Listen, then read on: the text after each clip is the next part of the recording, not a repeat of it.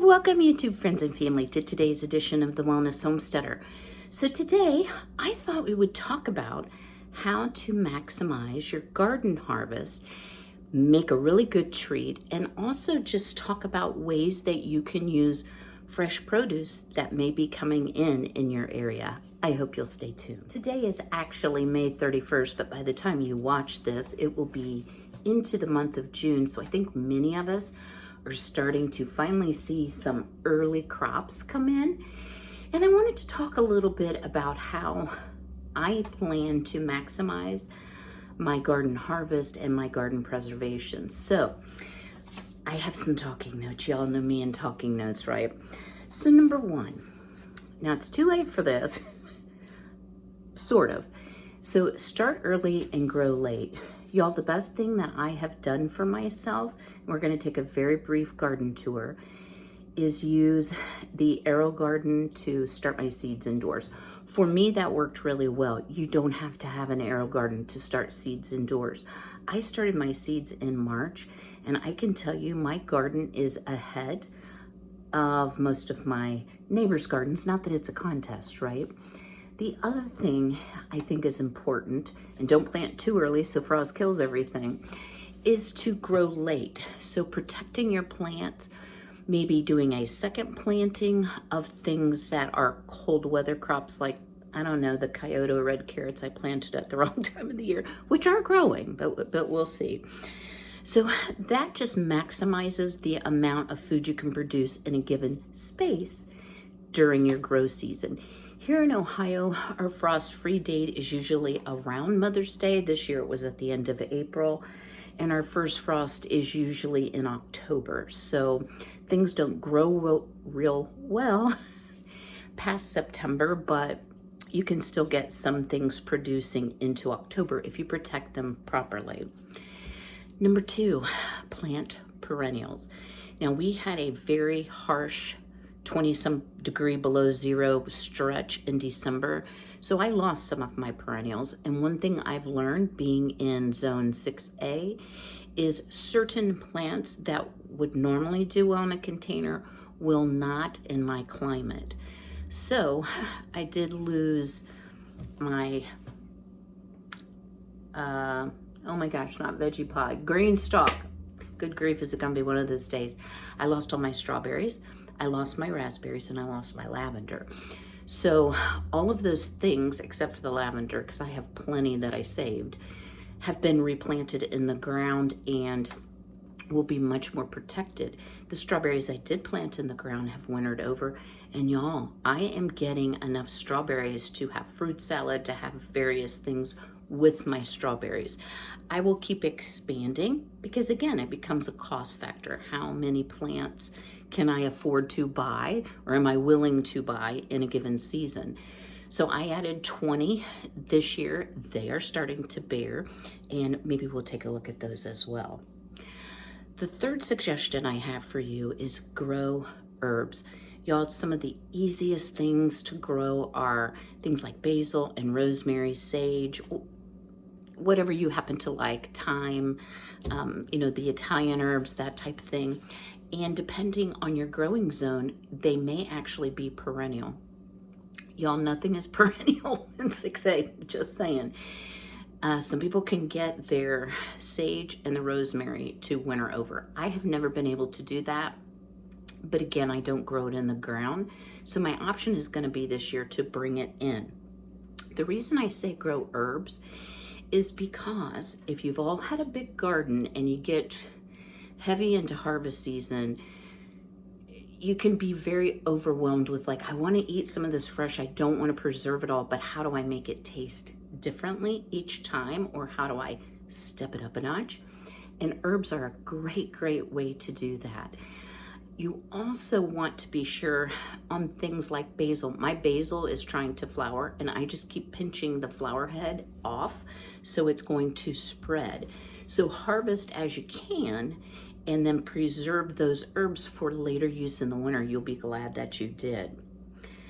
Number 4, try something new every year.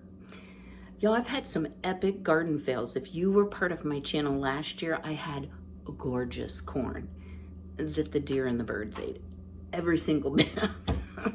So that is just not an option for me here. I don't have like a high tunnel or something that I could use to keep the crop protected. But this year I did change some things up, and I grew turnips, and I love turnips. A turnip, if you've never had one, they're good raw, they're good roasted. I love them roasted, but I also love them raw. And they taste like a very mild radish. So sort of a radish texture without the bite. They are so good. So just continuously trying new things. Think of vegetables maybe you had years ago or you always order when you go out. Another epic fail I've had, guys, I cannot grow asparagus, period. I've tried and tried and tried. It just will not grow where I'm trying to grow it. So I may have to try it in a different area. Tip number 5, succession sow. So I will be harvesting all my turnips, and I'm going to have a big blank space, like 3 foot by 4 foot in my garden. And I am going to sow something else there that will still mature before our first frost date. You can also, if you don't want all of your crops coming in at the same time because it's overwhelming, you can plant a row, then in 2 weeks plant a row, then in 2 weeks plant a row. And that's really good too if you just want to fresh eat or you're preserving on a very small scale. Some things I preserve on a very small scale, some things I preserve on a large scale, and I want them all to ripen at the same time. Number 7, right? Number 7? Oh, no, number 6. Can't count to 9 this morning. There's only 9 tips. Eat fresh plus preserve. Don't feel like everything in your garden has to go in the dehydrator, the freeze dryer, the freezer, or a canning jar. Enjoy the bounty and the healthy freshness of the season. And I try to plant enough that I can eat fresh as well as preserve. And you all know I do a lot of preserving as well. Number 7, finally, pick in the morning. Y'all, vegetables just taste better and are at their peak freshness and nutritional value early in the day. So don't forget that tip. Number 8, and this is probably the biggest one for me. Don't forget water, fertilizer, and weeding. So y'all, every day that it does not rain here, because my garden is in full sun, I have to water. And I fertilize on a schedule, and I've shared those fertilizers with you. I can leave the link again in the description box. Another important part is weeding. Not my favorite thing. And I had everything perfect, and you're gonna see this morning, weeds are starting to pop up again. So that's got to be a continuous thing. Weeds will compete with your crop for water, for nutrients in the soil, and they can actually choke out your yield, and they can also make your yield smaller or less beautiful, less lush. So it is important to weed even when you hate it. And then the final tip, cut the come again crops. So as I was saying about the herbs, there are some crops like bush beans that if you are careful how you pick them, use 2 hands, don't just yank them off, you can get more. Broccoli, if your grow season is long enough, you can also do that. So I think it pays to investigate what zone that you are in, what your grow season looks like, and what come again crops you might be able to take advantage of. What are you doing, Miss Jolene? You telling the people's hi? Yes, you are. You're my sweet girl. You are making havoc with my mulch, however. So let's take a quick garden tour. These are the Kyoto red carrots, and I have thinned them because in the veggie pod, there's a limit to how deep they can grow. They won't be as long, I think, as the ones grown just in an earth garden. So I have carrots. I have harvested a lot of radish and eaten those. My chives, I'm still concentrating on letting those go to seed. And my eventual plan is to move them out into the garden bed. And y'all, look at this pitiful spinach. So Yeah, it's actually gone to flower, so it's bolted. And yeah, I will call it mini spinach. So this was a Baker Creek variety. I will call it an epic fail.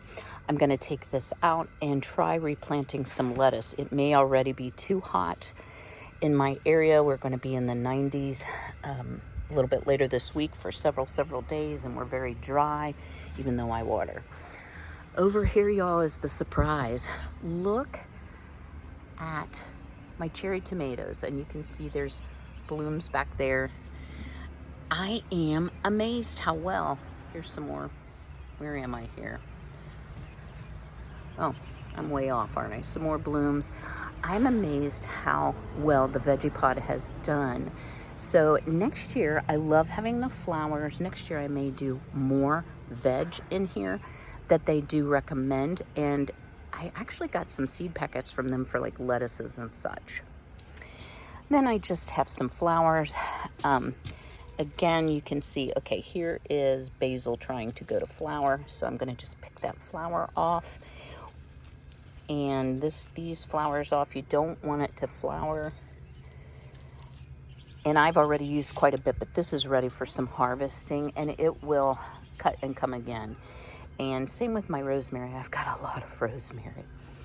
Over here, my sage is doing beautifully. And yes, I purchased all 3 of the herbs, so I did not grow them from seed, just in full disclosure. Here's the chickens. They love being out. Yes, you want to come and say hi? That's Fancy Ray, and that is Jolene. Miss Marigold is in the laying box, and Miss Violet is still broody. Here is my garlic that I planted in October, and y'all look, I'm gonna harvest these today. These are garlic scapes. So if you left them, this would flower and seed to produce new garlic, but I like to cut them and eat them. So I'm gonna leave the garlic to mature and get larger for a little bit longer here. And then y'all, here's my epic fail. And some years are like this. These are my green beans. And I had only 5 up. So I've replanted, so I've succession planted. And I've also added some peas in the real bare areas. So I will not have probably enough beans this year to can them. I would have to purchase them from a local farmer. My real pride and joy this year are my tomatoes. Y'all, I am just amazed. And I have several, if you see there's small tomatoes. Almost all of my plants are either in bloom or have bloomed. You can see down in there. And yeah, they're pretty crowded. And a lot of these are just cherry tomatoes. But even the cherry tomatoes that my son seed saved for me are doing really well. Those are the orange spice, and this one I think is the sugar rush.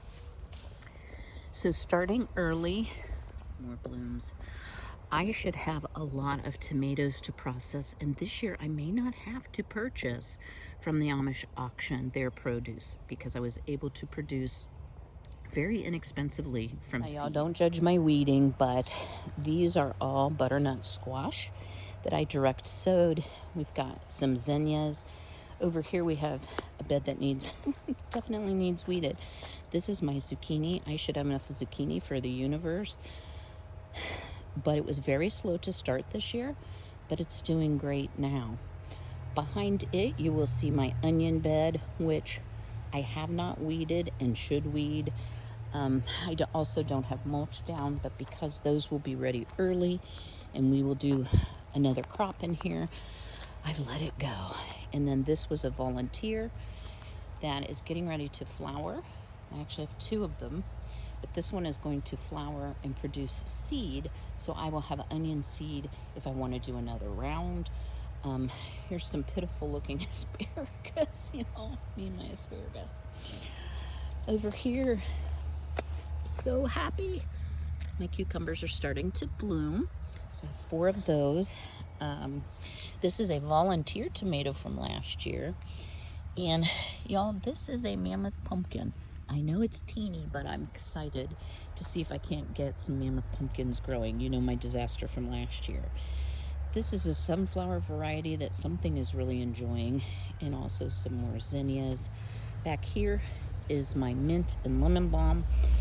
And guys, the more you cut it, the more it will grow. So I usually like to let it go to flower because that really attracts the pollinators and it really helps my pumpkins. But you could simply cut it down and wait for it to regrow. It will definitely regrow.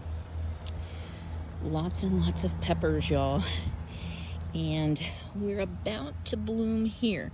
Now, this is a California Wonder Pepper. It's the only pepper that I purchased. Everything else I grew from seed. And the reason, this one's about to bloom too, as is this one. The reason that I purchased a California Wonder Pepper was because I'm not sure which peppers are which, and that is my own bad for sure. Over here are my carrots, my Kyoto Reds, that may or may not produce anything. My beautiful turnips, I've harvested quite a few, as you see. I should have thinned these. Note for next year. Here I have my 6 broccoli and 3 beautiful cabbage starts, and I'm really hoping that I can get some cabbage out of these, as well as some broccoli for the season. This bed is finally coming along, as you see at the other end. So I have some early pie pumpkin, some just jack-o'-lantern pumpkins. Down at the other end, some Halloween pumpkins. But y'all look, I'm finally having some success with my loofah. So I have a few of them up throughout. Some that I started indoors did not do well. So that is a plant for me that did better with direct seeding. And then, y'all look, we're starting to vine. So my plan is to try to get it to trellis up. And I may put some chicken wire over this rather than the green netting that came with, and just use more chicken wire to cover my beans, because those girls, they love to do. I apologize for the traffic noise, but out here we have some beautiful strawberries. That is almost ripe. So these were the ones from last year that I had left over when I planted them, in containers. There's a beautiful one. Yeah, so lots. And these are ever-bearing. And then these are the ones I planted this year. So I've gotten a couple berries off of here, but more will grow over time. And then, y'all, I just would be remiss if I didn't share this. My clematis this year has been the most gorgeous yet. And this was just a plant I purchased from Walmart. So in the spirit of making the most from your harvest, I want to share a book with you. I've shared it before. It's called The Harvest Baker. I will link it below. I actually think I purchased this at a local farmer's market, but it's 150 sweet and savory recipes celebrating the fresh picked flavor of fruits, herbs, and vegetables. And y'all, they're very simple, very delicious recipes, but it might help you think outside the box when you're overloaded with harvest, but you want something fresh. So what are we gonna make today? Brown sugar rhubarb tart squares, a yum. Now, I personally don't have any rhubarb here on my little homestead, but I have a couple neighbors who have shared with me, so I have some rhubarb that needs to be used this morning. So this is what it says about this recipe. If you're a Southerner, these squares will probably remind you of chess pie. Y'all, I've never had chess pie. I'm not sure what that is. And if you happen to be Canadian, you'll notice the resemblance to butter tarts, your beloved dessert, with a sweet, semi-solid filling. Whatever they remind you of, the addition of fresh rhubarb is a delicious novelty seldom associated with either. And I'm like, okay, this is totally perfect. So what do? Well, I have my oven. It's a lot of steps, y'all. So, and I'll just share, I need to go see my mom. I need to pay her her facility bill in person. It's a never ending thing. So I may have to leave in the middle of this, but I think because things have to cool, it's going to be well suited for that.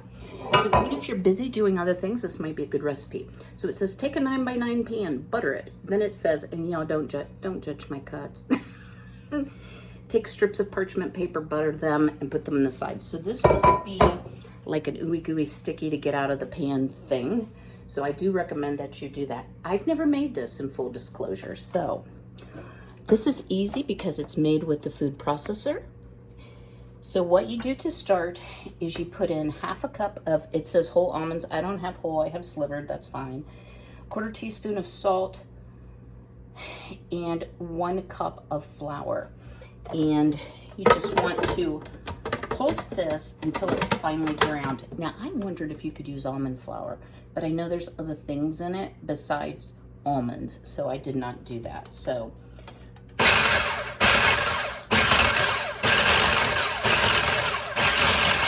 to save your ears, let me pulse this up and I'll bring you right back. Don't stress if you have slivered almonds, they pulsed up just fine. I didn't know if maybe it would be difficult with the blade, but yeah, no problem. So to this, we're gonna add 1 cup of all-purpose flour, or if you're gluten-free, you could use the like King Arthur 1-to-1. I will share with you, y'all, I have been using regular gluten and just avoiding processed foods with gluten, and I've done just fine with that. So it says, add a cup of the flour and pulse to mix, remove the lid, and scatter the butter, and I'll tell you about the butter here in a minute, over dry ingredients. Pulse repeatedly until the mixture is crumbly but starting to clump together, and then we're gonna put it in the pan. So what you need is a stick, because this is a shortbread, and you want cold unsalted butter. So I just chunked it up. So let me figure out the food process. I don't know why I struggle with this thing so much, but y'all, I do. All right, let me pulse this all up. We'll put the butter in, and I'll bring you back, and we'll put it in the pan so you can see what the texture's like. Stay tuned. All right, y'all, this was super simple. So mine did start to clump together, and how you can tell that is it'll start to travel around the bowl. So I'm gonna dump all of this into our pan. Oops, don't wanna miss any of the goodness. So why cold butter? Well, it really will help chop the butter and make that flaky shortbread deliciousness that we all, well, at least here in the US and maybe Canada, have grown to know and love. So I'm trying not to overwork it just because my hands are warm. Y'all, it's been hot. It has been hot in Ohio. We're gonna have several days of 90, and we are definitely in, I mean, I'll call it a drought. The weather people are calling it a drought, but we haven't had rain in over a week, and yeah, I can't wait to get my water bill, just saying. All right, so now our oven has preheated to 350, and it says bake for 15 minutes, transfer to a rack and cool. So I'll do that. I'm gonna bring you back. We'll start preparing the rhubarb filling. So while our shortbread crust bakes, I'm preparing to actually bake a little bit the rhubarb, and it's going to soften and shrink slightly. Look at this gorgeous rhubarb, y'all. So what it calls for is 2 cups of diced rhubarb in 1/2 inch pieces, 3 large stalks. So I may have a little bit left over, pardon my closeness here. And it says to put it on a buttered sheet, so that's, I have a Silpat, but I buttered it. So it says buttered, I want to butter it. Yeah, I'm gonna have a little bit left over. But y'all, I like to just cook up rhubarb and make like a little bit of a, I'll call it a syrup, you know, for like, I'm not a pancake eater, but waffles are good, toast, that type of thing. Gosh, that just doesn't look like a lot of rhubarb, but maybe different.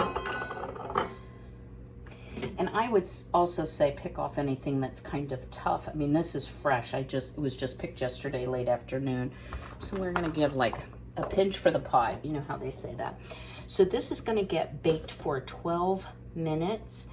And then we're gonna pull it out and let it cool completely. So that's when I'm gonna be taking my break to go see my mama. And I'll give you a quick update on that as well, y'all. Can I do this without crying? Let's see.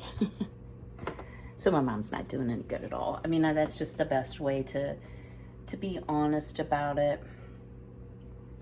And you know, folks, when you have a strong faith and the assurance of salvation, while losing a loved one is always going to be painful and sad, and you will miss that person. At least you know they've gone to a better place. Wow, might cry a little bit. Sorry, guys. I have a busy week this week. This afternoon, I have my Azure Standard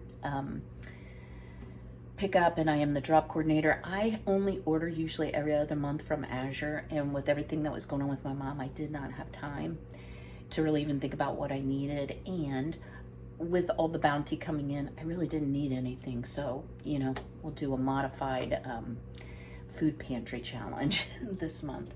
I also want to share with you, because many of you will remember this from a year ago, my next door neighbors, Larry and Sue. Larry passed away unexpectedly, and Sue then passed away last week, and the funeral and visitation is tomorrow. So I've got a lot of like not fun things to do this week, but I remember when my father passed away, how much it meant to me. All the people coming through the visitation line and the sweet stories they told, and I just hope I can be that blessing to someone else. Okay, no crying, because I did put a little eye makeup on this morning.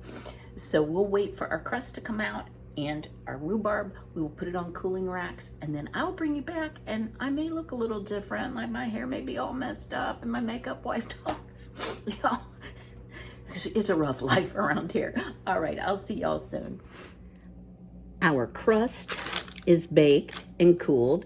Our rhubarb was baked and cooled. It's a lot softer, as you see, as I just smooshed one. So let's get to building the filling, so to speak. So here we go.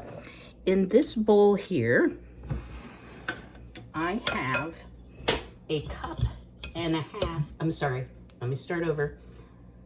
I have a cup and a third of brown sugar, a tablespoon and a half of flour. To that, we're going to add, it calls for 2 large eggs. So Miss Marigold lays the largest eggs, so she's going to be the girl of the hour today. Miss Violet has still remained broody and is not laying, so, but look at those beautiful orange egg yolks from all of the free ranging they get to do. So we're going to mix this up, and I'm just using the Danish whisk to do so.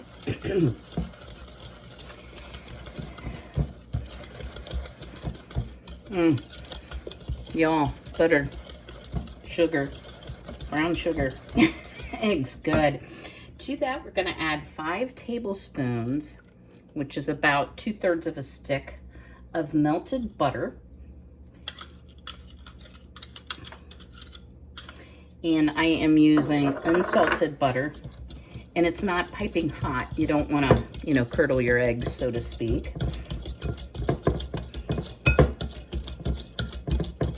And then oddly enough, the next ingredient is 4 teaspoons of white vinegar. This should be interesting. And then a teaspoon of vanilla extract. I did add some of my powdered vanilla as well.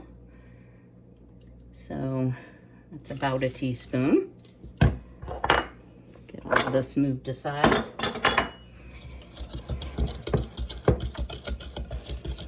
And then the final thing we're going to do is we're going to stir in our rhubarb. So this is well mixed. Y'all, I think this is going to be delicious. Rhubarb being so tart, it says the vinegar helps bring out the rhubarb tartness and offsets all of the brown sugar that we already put in there. So I buttered this so it's a little sticking, but there we go on that. And yeah, this is what we have. This looks really like a tasty filling, doesn't it? All right, let me reposition the camera a little bit, and we'll top it off, and I'll give you the final instructions before we go into the oven. Just thought I'd give you a closer look. You can see all the little almonds in there. It smells delightful. And it says, just spread the filling evenly over your crust. we're going to go into a 350 oven, and we're going to bake it 35 to 40 minutes. Now let me read the directions to you of how you can tell it's done, because it kind of cracked me up. The filling spreads easily, the liquid part, but you know, kind of distribute your rhubarb.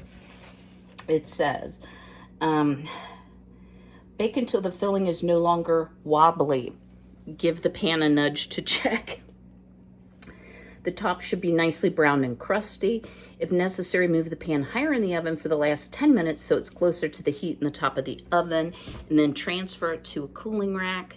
It says to let it cool completely, then refrigerate before serving. So what I can tell you is with my particular oven, I have a split oven, so it heats from the top heating element. Should not be an issue at all on browning, but I'll bring you back and let you know. I see that my camera's crooked, exactly how long it took. And there she's ready. So into the oven we go. Well, y'all, I see why they say chill it, because it's really hard to get out of the pan while it's still warm. But patience is not one of my virtues. So here is our brown sugar rhubarb squares. You all, it smells amazing. So one thing I will tell you, it said 35 to 45 minutes. I checked it at 30. It was absolutely done. As you see, it's brown on the top here. Plentiful brown, not overdone. So let's give it a taste and see if it's as good as what I think it's going to be.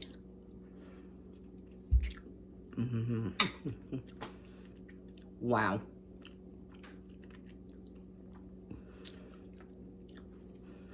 The filling is kind of like a brown butter icing. Very sweet, not overly tart from the rhubarb. And the crust is, you know, your typical shortbread, crumbly, delicious.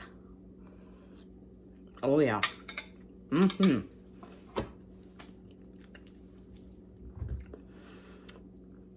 Glad I had rhubarb left over, and I have some in the freezer. I hope you've enjoyed today's video. I hope some of the tips that I gave you about maximizing your garden you will find helpful. Some of them are very basic, and you may already know that. But I always like to share things that I've learned, maybe I haven't paid attention to, but kind of knew on some level. I also highly recommend this cookbook, y'all. We've made several recipes on this channel. I believe I have a Harvest Baker playlist as well. But it does go from spring to fall for when things are in season. Gives you all kinds of good ideas. So I'll link it below in the description box. If you've enjoyed today's video, do me a big favor. Go ahead and smash that like button. If you know someone who loves rhubarb, you should definitely share this video and this recipe. It is so very good. I am going to put it in the refrigerator like they said, because it was difficult to get out of the pan otherwise, and I bet it'll be even better when it's chilled. I will see you all next week. But in the meantime, be healthy, be well, be blessed, take care.